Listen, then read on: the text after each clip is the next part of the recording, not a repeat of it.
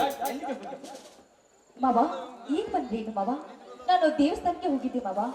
ನೀವು ಹೋದ ಕೆಲಸ ಏನಾಯ್ತು? ಗಂಗಾ, ನಾನು ಹೋದ ಕೆಲಸ ಆಗಬಹುದು ಬಹುದೆಂಬ ಭರವಸೆ ಆದ್ರೂ ಛೆ ಅಂದ್ರೆ ಏನು ಮಾವ, ನಿನಗೆ ಕೆಲಸ ಸಿಗ್ಲಿಲ್ವಾ? ಸರ್ಕಾರವೆನ್ನುವುದು ಒಂದು ನರಕ. ಆ ನರಕ ಲೋಕದಲ್ಲಿ ಅಧಿಕಾರಿ ಎಂಬ ನರಪಿಸಾಚಿಗಳು ಲಂಚವೆಂಬ ಮಂಚದ ಮೇಲೆ ಕುಳಿತು ವಿದ್ಯಾವಂತರನ್ನು ಒದ್ದೋಡಿಸಿ ಲಂಚ ಕೊಟ್ಟ ದಡ್ಡರನ್ನೇ ಗೌರ್ಮೆಂಟ್ ಎಂಬ ದೊಡ್ಡಿಯಲ್ಲಿ ಕೂಡಿ ಹಾಕುತ್ತಿರುವರು, ನಮ್ಮಂತವರನ್ನಲ್ಲ. ಗಂಗಾ, ಅದಿರ್ಲಿ, ಯಾಕೋ ಒಂದು ವಿಚಾರದಲ್ಲಿ ಚಿಂತಿಸುವಂತಿದೆ. ಇಲ್ಲ ಮಾವ, ಹಾಗೇನಿಲ್ಲ. ಗಂಗಾ, ಸುಳ್ಳು ಹೇಳಬೇಡ, ನಿಜ ಹೇಳು. ಆ ಮೂರ್ಖ ಶ್ರೀಮಂತ ಮಾಡಿದ್ದ ಕೃತಿಯನ್ನು ನನ್ನ ಮಾವನ ಮುಂದೆ ಹೇಳೋದಾ? ಬೇಡ ಮಾವ, ನಾನೇಕೆ ಸುಳ್ಳು ಹೇಳಿ ಮಾವ, ನಾನೇ ಕರೆನೇ ಹೇಳ್ತಾ ಇದ್ದೀನಿ. ಗಂಗಾ, ನನಗೆ ಕೆಲಸ ಸಿಗದಿದ್ದರೆ ನನಗೆ ದುಡಿಯಲಿಕ್ಕೆ ಆಗುವುದಿಲ್ಲವೆಂದು ಚಿಂತಿಸುತ್ತಿರುವೆಯ? ಗಂಗಾ, ಧರ್ಮವಂತನಾದ ನನ್ನಣ್ಣ ವಿರೂಪಾಕ್ಷಣ್ಣ ಶ್ರಮ ವಹಿಸಿ ಈ ಹೊಟ್ಟೆಗೆ ಅನ್ನ ನೀರು ಹಾಕಿ ಸಾಯಲು ಈ ಬೆಳೆಸಿದ ದೇಹ ಎಲ್ಲಿ ಅಂದ್ರೂ ಹಮಾರಿ ಮಾಡಿ ದುಡಿದು ನಿಮ್ಮೆಲ್ಲರನ್ನು ಸಾಕಿ ಸಲಹುತ್ತೆ. ಈ ಮಾತು ಸತ್ಯ. ಮಾವ, ಏನು ಮಾವ ಇದು? ಇಷ್ಟೊಂದು ಕೆಟ್ಟದಾಗಿ ಮಾತನಾಡ್ತಾ ಇದೆಯಲ್ಲ. ಬೇಡ ಮಾವ, ಆ ದೇವರು ಎಲ್ಲರಿಗೂ ಒಳ್ಳೆಯದನ್ನೇ ಮಾಡ್ತಾನೆ. ಯಾವುದು ಕೆಟ್ಟ ಮಾತು ಗಂಗಾ, ಯಾವುದು ಕೆಟ್ಟ ಮಾತು? ದಿನನಿತ್ಯ ಈ ಚೋಟು ಹೊಟ್ಟೆ ತುಂಬಿಸಿಕೊಳ್ಳುವುದಕ್ಕಾಗಿ ಲಕ್ಷಾಂತರ ಜನರು ನಿಟ್ಟಿಸಿರು ಹಾಕುತ್ತಿರುವವರನ್ನು ಕಾಪಾಡಬೇಕಾಗಿತ್ತಲ್ಲ ಆ ಗಂಗಾ. ಈ ಯಾವ ದೇವರು ಯಾರನ್ನು ಕಾಪಾಡುವುದಿಲ್ಲ. ನಿರ್ಬಲವಾದ ಮನಸ್ಸಿನಿಂದ ಹೊರಬಂದಿದ್ದವರನ್ನೇ ಕಾಪಾಡುವುದಿಲ್ಲ. ಅದೇ ಅದೇ ಯಾರು ಹತ್ತಿ ಹೋಗಿ ಬೆಟ್ಟು ಕಳೆಯದೆ ಗರ್ಭಗುಡಿಯ ಪ್ರವೇಶ ಮಾಡಿ ದಪ್ಪನ ದೀಪ ಹಚ್ಚುವ ಡಾಂಬಿತ ಶ್ರೀಮಂತರನ್ನು ಕಾಪಾಡುತ್ತಾನೆ ನಿನ್ನ ದೇವರು. ಮಾವ, ಇಷ್ಟೊಂದು ಕೆಟ್ಟದಾಗಿ ಮಾತನಾಡಿ ನಿಮ್ಮ ಮನಸ್ಸಿಗೆ ನೋವು ಪಟ್ಕೋಬೇಡಿ ಮಾವ. ನೋಡಿ, ಪ್ಯಾಟೆಗ ಊಟ ಅತಿ ಮಾಡಿರೋ ಇಲ್ಲೋ ಕೆಲಸದ ಒತ್ತಡದಲ್ಲಿ ಹಾಗೆ ಅಡ್ಡಿರಬೇಕು. ಬನ್ನಿ, ನಾನು ಲಗುನ ಹೋಗಿ ಮನೆಗೆ ಅಡಿಗೆ ಮಾಡ್ತೀನಿ, ಹೊರತುಂಬ ಊಟ ಮಾಡಿರುತ್ತೆ. ಬನ್ನಿ ಮಾವ. ನೀನು ಯಾವಾಗಲೂ ಸಂತೋಷದಿಂದ ನಗುತ್ತಾ ಇದ್ದರೆ ಅದೇ ನನಗೆ ಊಟವಾದ. ಆದರೆ ಹಿಂದೆ ನೀನು ಯಾಕೋ ಒಂದು ತರ ಇದ್ದೀಯಲ್ಲ, ಅದೇ ನನಗೆ ಉಪವಾಸವಾಗುತ್ತದೆ. ನನ್ನ ಊಟ ಆಗಬೇಕಾದರೆ ನಾನು ಏನು ಮಾಡಬೇಕು ಹೇಳು ಮಾವ? ಪ್ರೀತಿ ಎಂಬ ಹೃದಯ ಬಿಚ್ಚಿ ನಿನ್ನ ಮನಸ್ಸಿಚ್ಚಂತೆ ನನ್ನ ಮನ ನಕ್ಕು ನಲಿದಾಡುವಂತೆ ಒಂದು ಪ್ರೇಮ ಗೀತೆ ಹಾಡಿಬಿಡು. ಬೇಗ ಮನೆಗೆ ಅಲ್ಲಿ ಮಾವ, ನಿನ್ನ ಆಸೆ ಎಂತೆ ಆಗಲಿ.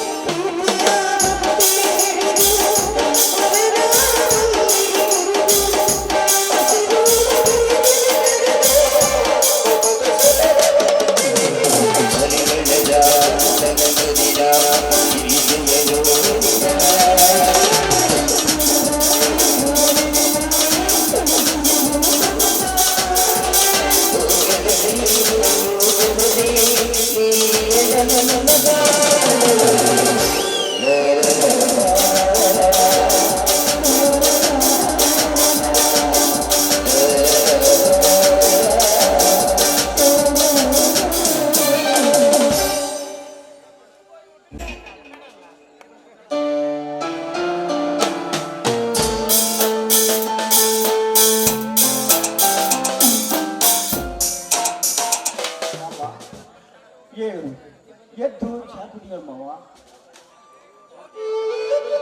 ಬೇಡಪ್ಪ, ಯಾಕೋ ನನ್ನ ಬಾಯಿ ವಿಸಾಗಕತ್ತೈತಪ್ಪ, ವಿಸಾಗಕತ್ತೈತೆ. ಗಂಗವ್ವ ದೇವ್ರಿಗೆ ಬಂದೇನು? ಇನ್ನೂ ಬಂದಿಲ್ಲ ಮಾವ.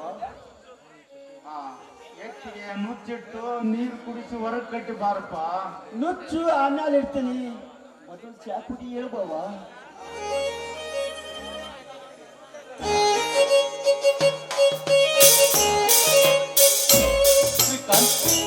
ಯಾಕೆ ಮಲಗಿರಿ?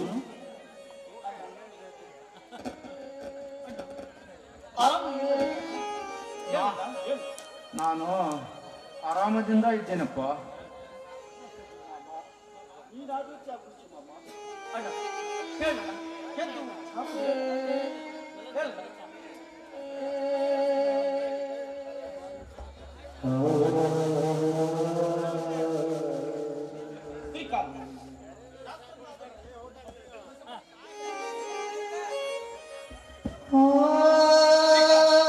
ಡಾಕ್ಟರ್ನಾದರೂ ಕರೆದುಕೊಂಡು ಬಂದು ತೋರಿಸಬಾರ್ದಾಗಿತ್ತು.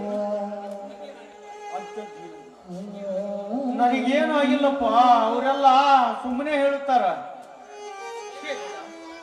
ಕೆಂಡದಂತೆ ಮೈ ಸುಡುತ್ತಿದ್ದರು, ಏನು ಆಗಿಲ್ಲವೆಂದು ಹೇಳುತ್ತಿರುವುದು. ಹೆಚ್ಚು ಕಡಿಮೆ ಆದ್ರೆ ಮುಂದೆ ಏನು ಮಾಡುವುದಣ್ಣ? ಹೇಳು ಹೇಳು. ಆಗ್ಬಾರ್ದೇನಾಗಿಲ್ಲ, ಅದನ್ನ ಮನಸ್ಸಿಗೆ ಚೆಟ್ಟು ಕೊಡ್ಬೇಕು ಹೋಗ್ಬಿಡು ಬಾವ. ಏನು ಎದ್ದು ಊಟ ಮಾಡಿ ಹೇಳು ಬಾವ, ಊಟ ಮಾಡಿ ಹೇಳು. ಶ್ರೀಕಾಂತ್, ಏನೇನು ಹೇಳ್ತಿರ್ಲಿಲ್ಲ, ಅಂತಹ ಗಂಡಾಂತರ ಏನು ಬಂದಿದೆ, ಸ್ವಲ್ಪ ಬಿಡಿಸಿ ಹೇಳು.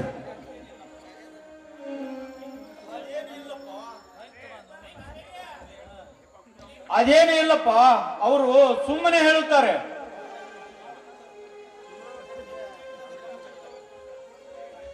ಮಾವ, ಅಂತದೆಲ್ಲ ಮುಚ್ಚಿಡಬಾರ್ದು ಮಾವ. ಆಗಿದ್ದನ್ನು ಈ ರೀತಿ ಮುಚ್ಚಿಟ್ಟರೆ ಮುಂದೆ ನಮ್ಗೆ ತೊಂದ್ರೆ. ಅದು ಆಗಿದ್ದು ಮಾವ ಮುಂದೆ ಬಿಚ್ಚಿ ಹೇಳಿಬಿಡು ಮಾವ. ಗಂಗಾ, ಹೌದು ಮಾವ. ಮಾವ, ನೀನೇ ನಮ್ಮನ್ನು ತಂದೆ ತಾಯಿಯಾಗಿ ನಿಂತು ಕಣ್ಣರೆಪ್ಪಂತರ ಜೋಪಾನ ಮಾಡಿದ್ಯಾ. ಮುಂದೆ ನಿನಗೇನಾದ್ರೂ ಹೆಚ್ಚು ಕಮ್ಮಿ ಆಗಿ ಇದೆ ಚಿಂತೆಗ ನೀನು ಸತ್ತು ಹೋದ್ರ ಮುಂದೆ ನಮ್ಮ ಗತಿ ಏನು ಮಾವ? ಮುಂದೆ ನಮ್ಮ ಗತಿ ಏನು? ಗಂಗಾ, ನನ್ನಿಂದ ನೀವು ಏನೋ ಮುಚ್ಚಿಡುತ್ತೀರಿ. ಏನದು ಅಣ್ಣ? ಯಾಕಣ್ಣ, ನೀ ಸಾಕಿ ಬೆಳೆಸಿದ ಈ ನಿನ್ನ ತಪ್ಪ. ನೀನೇನಾದರೂ ಒಂದು ತಪ್ಪು ಮಾಡಿದ್ದರೂ ಕೂಡ ಅವನು ಸಹಿಸದೆ ನಿನ್ನನ್ನು ಕಚ್ಚಬಹುದೆಂಬ ಬೆದರಿಕೆ ಅಣ್ಣ. ಅಂತ ಹೇಸಿ ಬುದ್ಧಿ ಈ ನಿನ್ನ ತಮ್ಮನಲ್ಲಿ ಇಲ್ಲಡ, ಈ ನಿನ್ನ ತಮ್ಮನಲ್ಲಿ ಇಲ್ಲ. ತಮ್ಮ, ಎಂತ ಮಾತನಾಡಿದೀಯಪ್ಪ, ಎಂತ ಮಾತನಾಡಿದೀಯ. ನನ್ನ ತಮ್ಮ ಎಂತವನನ್ನುವುದು ನನಗೆ ಚೆನ್ನಾಗಿ ಗೊತ್ತು ತಮ್ಮ. ಅಣ್ಣ, ನೀನು ಅಳಬಾರದು, ನೀ ಅಳುವುದನ್ನು ನಾನು ಕಾಣಬಾರದು. ಹೋಗ, ಹೆತ್ತವರ ಆಣೆಯಾಗಿ ಹೇಳುವಣ್ಣ, ಹೇಳು, ಅಂತಹ ಗಂಡ ಹತ್ತರ ಏನು ಬಂದಿದೆ? ಅದನ್ನು ಗಾಳಿ ಎತ್ತೀನಿ. ಮಳ್ಳಿ, ನಾವು ನರವಾಗ್ನಿಗೆ ಕೊಡಬೇಕಾದ ಸಾಲದಲ್ಲಿ ನಮ್ಮ ಆಸ್ತಿಯನ್ನೇ ಬರೆದು ಕೊಟ್ಟ ಮಾವ, ಬರೆದು ಕೊಟ್ಟ.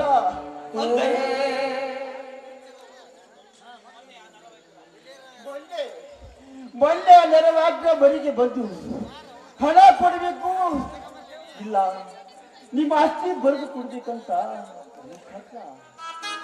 ಅದಕ್ಕ ಮಾವ ಸ್ಟಾಂಪಿನ ಸಹಿ ಆಗ್ಬಿಟ್ಟು ಮಾವ. ಸ್ಟಾಂಪಿನಲ್ಲಿ ಏನೆಂದು ಬರೆದಿತ್ತು? ಅದು ಬಾವನಿಗೆ ಗೊತ್ತು ಮಾವ, ಬಾವನಿಗೆ ಗೊತ್ತು. ತಮ್ಮ, ಅದ್ರಾಗ ಏನು ಬರ್ದಿದ್ದಿಲ್ಲಪ್ಪ, ಖಾಲಿ ಇತ್ತು, ಅದಕ್ಕೆ ಸಹಿ ಮಾಡಿದೆ. ತಪ್ಪು ಮಾಡಿದೆಯಡ್ಡ, ತಪ್ಪು ಮಾಡಿದೆ. ಆತನು ತನ್ನ ಮನ ಬಂದಂತೆ ಸ್ಟಾಂಪಿನ ಮೇಲೆ ಬರೆದುಕೊಂಡಿದ್ದರೆ ಅಡ ಹಿಂದೆ ನಮ್ಮ ಆಸ್ತಿ ಎನ್ನುವುದು ಒಂದು ಮುರಿದ ಕಟ್ಟಿಗೆ ಸಮವಣ್ಣ, ಒಂದು ಮುರಿದ ಕಟ್ಟಿಗೆ ಸಮ. ತಮ್ಮ ಚಂದ್ರು, ನಿಮ್ಮನ್ನು ಚೆನ್ನಾಗಿ ನೋಡಬೇಕೆಂದು, ನಿಮ್ಮನ್ನು ಕಣ ತುಂಬ ನೋಡಬೇಕಂತ ಸಾಕಷ್ಟು ಕನಸು ಕಂಡೆ. ಈ ವರ್ಷ ಈ ವರ್ಷ ನಿಮ್ಮ ಮದುವೆ ಮಾಡಬೇಕೆಂತ ಸಾಕಟ್ಟು ಕನಸು ಕಂಡಿದ್ದೆ. ಅಯ್ಯೋ ತಮ್ಮ, ಮೋಸವಾಯಿತಪ್ಪ ತಮ್ಮ, ಮೋಸವಾಗಿದೆ.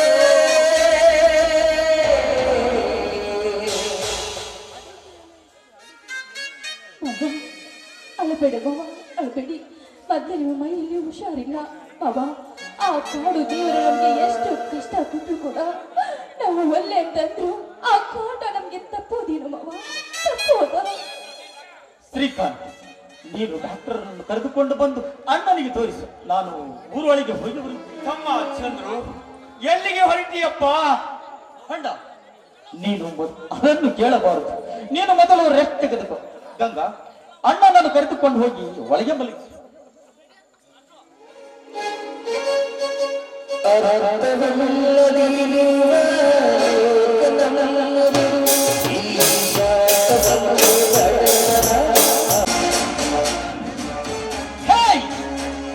ದೊಡ್ಡ ಬುದ್ಧಿಯಿಂದ ದೊಡ್ಡ ಶ್ರೀಮಂತ ನೆನೆಸಿಕೊಂಡ ದೊಡ್ಡ ಬುದ್ಧಿಯ ನರಬೇಕು.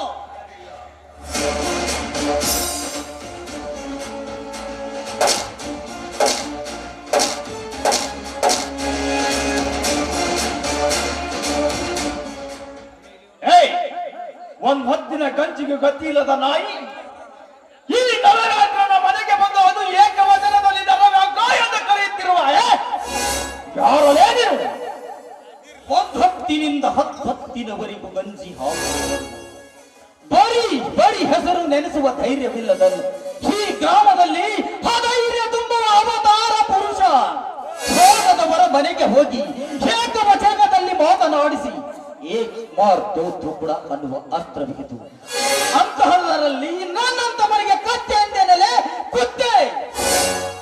ಓಹೋ, ವಿರೂಪಾಕ್ಷಿಯ ತಮ್ಮ ಚಂದ್ರು. ಚಂದ್ರು, ನನಗೆ ಕೊಡಬೇಕಾದ ಹಣ ತಂದಿರುವೆ? ಇಲ್ಲ ಅದರ ಬಡ್ಡಿ ತಂದಿರುವೆಯಾ? ಇಲ್ಲ, ನಿನ್ನ ಸಾವಿನ ಆಮಂತ್ರಣವನ್ನೇ ತಂದಿರುವೆ.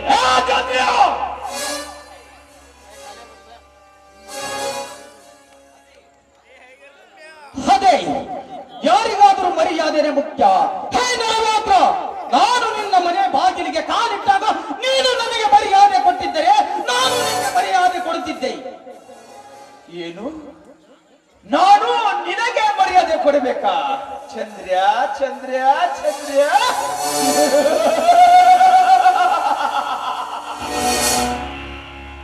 ಪಾಪ ಬಡವರು ಬಹಳಷ್ಟು ಮಂದಿರವರನ್ನು ಬಹಳಷ್ಟು ತಿಳಿದು ನಿನಗೆ ನೀನು ಸಾಯಿ ಕಲೀಲಿಕ್ಕೆ ಹಣ ಕೊಟ್ಟು ನಿನಗೆ ಸಹಾಯ ಮಾಡಿದ ತಪ್ಪಿಗೆ ನಾನು ಮರ್ಯಾದೆ ಕೊಡಬೇಕಾ? ಇಲ್ಲ ನೀನು ಮರ್ಯಾದೆ ಕೊಡಬೇಕಾ? ಹೇಳಲೇ ಚಂದ್ರಿಯ? ಇಷ್ಟು ದಿನ ಹಾಗಂತ ತಿಳಿದು ನಾನು ನಿನಗೆ ಮರ್ಯಾದೆ ಕೊಟ್ಟೆ. ಆದರೆ ಈಗ ನೀನು ಮಾಡಿರುವ ಕಾಯಕವೇ ನಾನೇನು ಬಲ್ಲವರಲ್ಲ ತಿಳಿದವರಲ್ಲ ಎಂದು ತಿಳಿದಿರುವೆ. ಹೇಳು, ನೀನು ನಮಗೆ ಹಣ ಕೊಡಬೇಕಾದರೆ ಯಾವ ರೂಪದಲ್ಲಿ ಕೊಟ್ಟಿರುವೆ? ಸಾಲದ ರೂಪದಲ್ಲಿ, ಬಡ್ಡಿಯ ಲೆಕ್ಕದಲ್ಲಿ. ಈಗ ನೀನು ಮಾಡಿರುವ ಲೆಕ್ಕ ಯಾವುದು? ನನ್ನ ಹಣವೇನು ಹರಾಮಿಂದಲ್ಲ. ನಾನು ಪಟ್ಟ ಟೈಮಿಗಿತ್ತು, ಅದಕ್ಕೆ ನಿಮ್ಮ ಆಸ್ತಿಯನ್ನು ಬರೆಸಿಕೊಂಡಿರುವೆ. ಏನಂತ ಬರೆಸಿಕೊಂಡಿರುವೆ? ಬಡ್ಡಿ ಸಮೇತ ಹಣ ನನಗೆ ಕೊಟ್ಟರೆ ನಂತರ ಆಸ್ತಿಯಲ್ಲ ನಿನ್ನ ಹೆಸರಿಗಿದೆ ಅಂತ ಬರೆಸಿಕೊಂಡಿರುವೆ. ಹಾಗಾದರೆ ನೀ ಬರೆದುಕೊಂಡಿರುವ ಸ್ಟಾಂಪ ನಾನು ನೋಡುತ್ತೇನೆ. ನೀನು ಬೇಕಾದಕ್ಕೆ ಓದಕ್ಕೆ ನೋಡಕ್ಕೆ ಇದೆ ನಿನ್ನ ಗ್ರಂಥಾಲಯ ಎಂದು ತಿಳಿದುಕೊಂಡಿರುವೆ ಚಂದ್ರ್ಯ. ಹೋಗಲೇ, ನನ್ನ ಹತ್ತಿರ ಸಾಲ ಕೇಳಲು ಬಂದಿದ್ದ ಅವನ ಆಸ್ತಿಯನ್ನು ನಾನು ಬರೆಸಿಕೊಂಡಿರುವೆ. ಹೋಗು. ನನ್ನಣ್ಣ ಅನಕ್ಷರಸ್ಥನೆಂದು ತಿಳಿದು ಆಸ್ತಿಯನ್ನು ಅಪಹರಿಸಿಕೊಳ್ಳಬೇಕೆಂಬ ಆಸೆ ದುರಾಸೆ ನಿನಗಿದ್ದರೆ ಅದು ನಿನಗೆ ಕಡಿಕೋಲವೆಂದು ತಿಳಿ. ಏ ಚಂದ್ರ್ಯ, ಇಷ್ಟು ಕೊಬ್ಬಿನಿಂದ ಮಾತನಾಡುತ್ತಿರುವೆಯಲ್ಲ. ನಿನ್ನಣ್ಣ ನನ್ನ ಹತ್ತಿರ ಸಾಲ ಕೇಳಿದ್ದು ನಿನ್ನ ಓದಿಗಾಗಿ. ಈಗ ನೀನು ಸಾಲಿ ಕಲಿತೀಯ. ನೀನು ಬಡ್ಡಿ ಸಮೇತ ನನ್ನ ಹಣ ಕೊಟ್ಟರೆ ಆ ಸ್ಟಾಂಪನ್ನು ನಿನಗೆ ಕೈಯಲ್ಲಿ ಕೊಟ್ಟು ಕಳಿಸಿದೆ. ಆ ಕೊಡುವ ಕ್ಯಾಪಾಸಿಟಿ ನಿನ್ನಲ್ಲಿದ್ದರೆ ನನ್ನ ಮನೆಯಲ್ಲಿ ನಿನ್ನ ನಿಂದರು. ಇಲ್ಲದಿದ್ದರೆ ನಾಯಿಯ ಹೇಗೆ ಮಗನಿರ್ತೀವಿ? ಮರ್ಯಾದೆಯಿಂದ ಹೊರಗೆ ಹೋಗಲೇ ಇಲ್ಲಿಂದ. ನನ್ನ ಓದಿಗಾಗಿ ಮಾಡಿದ ಸಾಲವೇನು ನಿಜ? ನಾನಿದ್ದಾಗ ನಿನ್ನ ಹಣಕ್ಕೆ ಆಧಾರವಾಗಿ ಆಸ್ತಿ ಪಡಿಸಿಕೊಳ್ಳುವುದನ್ನು ಬಿಟ್ಟು ಮತ್ತೆ ಕೆಪಾಸಿಟಿ ಇದೆಯಾ ಎಂದು ಕೇಳ್ತಿರುವೆಯಲ್ಲ, ಆ ಆಸ್ತಿ ನನ್ನದು. ಹಿಂದೆ ನಿನ್ನ ಆಸ್ತಿ ಎಂದು ನೀನು ಬಂದರೆ ಅದು ನಿನಗಾಗಲಿ ನನಗಾಗಲಿ ಬಲು ತೊಂದರೆ. ಎಚ್ಚರಿಕೆ ಎಚ್ಚರಿಕೆ ಅದು ಈ ನರ ವ್ಯಾಕರಣೆಗೆ ಎಚ್ಚರಿಕೆ.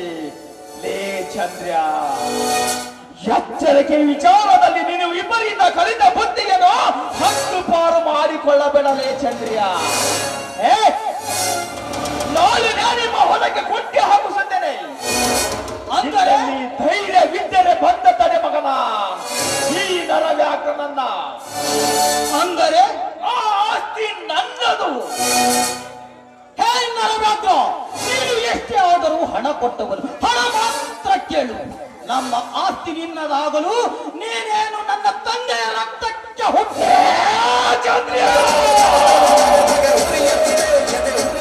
ಏನಂದರೆ ಆಗಲಿ ಮಗನ, ನಾನು ಕೊಟ್ಟಿರುವ ಹಣವನ್ನು ಇಷ್ಟು ದಿನ ನೀನು ಇಟ್ಟುಕೊಂಡಿರುವೆಯಲ್ಲ, ನೀನೇನು ನಮ್ಮಪ್ಪನ ಮಕ್ಕಳ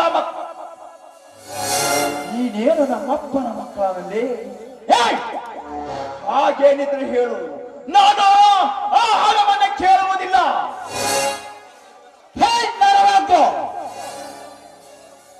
ಹುಟ್ಟಿಸಿದವನ ಹೆಸರು ಬಿಟ್ಟು ಮತ್ತೊಬ್ಬನ ಹೆಸರು ಹೇಳುವುದಕ್ಕಾಗಿ ನಾನೇನು ನಿನ್ನ ಹಾಗೆ ಹೊರಕ್ಕಾಗಿ ಹುಟ್ಟಿದವನಲ್ಲ.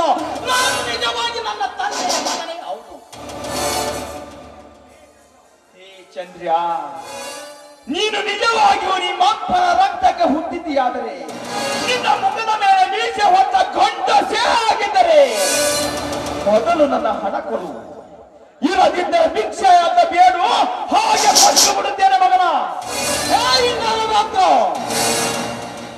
ನನ್ನ ಮೈಯಲ್ಲಿ ಕೊಟ್ಟಿರುವುದು ನನ್ನನ್ನ ಉಣಿಸಿ ತಿನಿಸಿ ಬೆಳೆಸಿದ್ದು. ನನ್ನ ದೇಹದಲ್ಲಿ ನನ್ನ ಮುಖದ ಮೇಲೆ ಬೀಚ ಹೊತ್ತಿರುವುದು ನಿಮ್ಮಂತ ಕೆಟ್ಟ ಶ್ರೀಮಂತರಿಗೆ ಸರಕ್ಕಿನ ಸವಾಲಾಗುವ ಕೂಲಿ ಕೆಲಸ ಮಾಡಿ ಆದರೂ ನಿನ್ನ ಬಡ್ಡಿ ಸಮೇತ ಹಣ ಕೊಟ್ಟು ನನ್ನ ಆಸ್ತಿ ಪತ್ರ ಒಯ್ಯುತ್ತೇನೆ. ಇದರಲ್ಲಿ ಏನಾದರೂ ಹೆಚ್ಚು ಕಡಿಮೆ ಆದರೆ ಅಂದೇ ನಿನ್ನ ಯುದ್ಧದ ಅಂತ್ಯವೆಂದು ತಿಳಿಯಬೇಡ, ಆರಂಭವೆಂದು ತಿಳಿ. ಬರ್ತೇನೆ ಇದೊಂದು ಕಾಲ.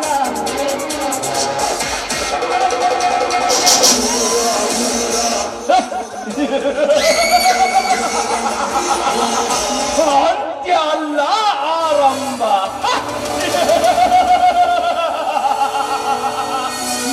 ಅವಿವೇಕಿ ನನ್ನ ಮಗನೇ, ಆವೇಶದಿಂದ ಬಂದರೆ ನನ್ನ ಆವತಿ ತೆಗೆದುಕೊಳ್ಳಬಾರದೆಂದು ನಾನು ಸುಮ್ಮನಿದ್ದೆ. ನಿನ್ನ ಮೈ ಮೇಲೆ ಬರೀ ರಕ್ತ ಹರಿದಿರಬಹುದು. ಈ ನರವಾಟ ವಿಷವನ್ನೇ ತುಂಬಿಕೊಂಡಿರುವ ಈ ನರವಾಟ ಏನು ಮಾಡುವರೆ ಗೊತ್ತಾ?